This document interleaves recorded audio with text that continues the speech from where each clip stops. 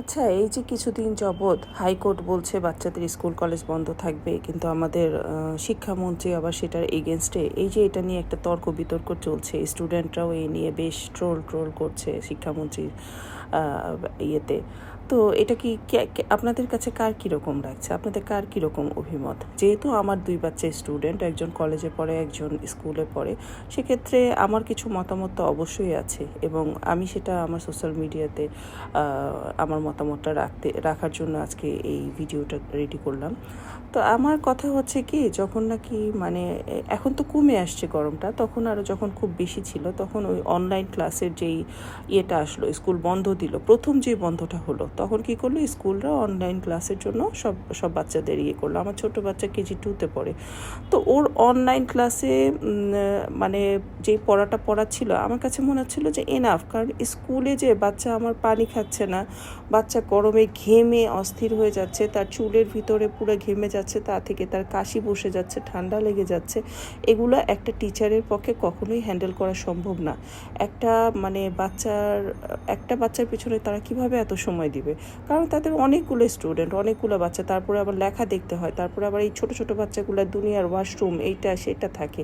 তো এগুলো দেখে একটা টিচারের পক্ষে এটা কখনোই সম্ভব না। অনলাইন ক্লাস আমার মনে হচ্ছিল যে নার্সারি থেকে 5 পর্যন্ত অনলাইন ক্লাস, এটা মোটেও মানে ওদের জন্য খারাপ কিছু হতো না, এটাই সুইটেবল ছিল। কারণ ওরা এখনও নিজের মানে সেলফ ডিপেন্ডেন্ট না, ওদেরকে ওদের প্যারেন্টস লাগে বা একজন যে কোনো গার্ডিয়ান লাগে ওদেরকে সব কিছু করে দেওয়ার জন্য, বুঝায় দেওয়ার জন্য।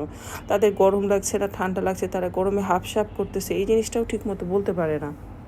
আর যেহেতু এখন ইংলিশ মিডিয়ামের বাচ্চাগুলার ফাইনাল এক্সামের সময়, কারণ জুন টু জুলাই তাদের ফাইনাল সেশন, সেক্ষেত্রে তাদের ক্লাসগুলো খুবই ইম্পর্টেন্ট। আর 5-এর উপরে যারা 6 থেকে মানে 6 স্ট্যান্ডার্ডে যারা আছে তাদের জন্য ক্লাসটা অন রেখে 2-3 ঘন্টা ক্লাস নিয়ে, বা একটা যেহেতু এখন প্রাকৃতিক বিপর্যয়, এটা তো সবাইকেই ওইভাবে নিতে হবে।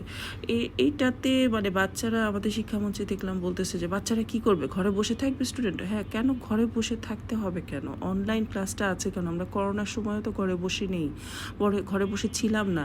অনলাইন ক্লাসের মাধ্যমে আমরা তখন থেকেই আমরা শিখেছি যে অনলাইন ক্লাসের মাধ্যমে বাচ্চারা সুন্দরভাবে পড়াশোনা করতে পারে। সেই সময় তো এক্সামও নেওয়া হয়েছে।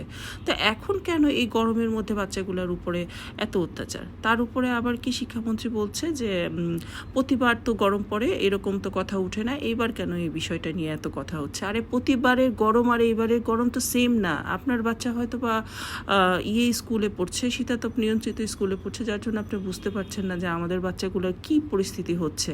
নাজেহাল একটা অবস্থা। আমরা প্যারেন্টস হয়ে এই জিনিসটা আমরা কখনোই স্বাভাবিকভাবে নিব না।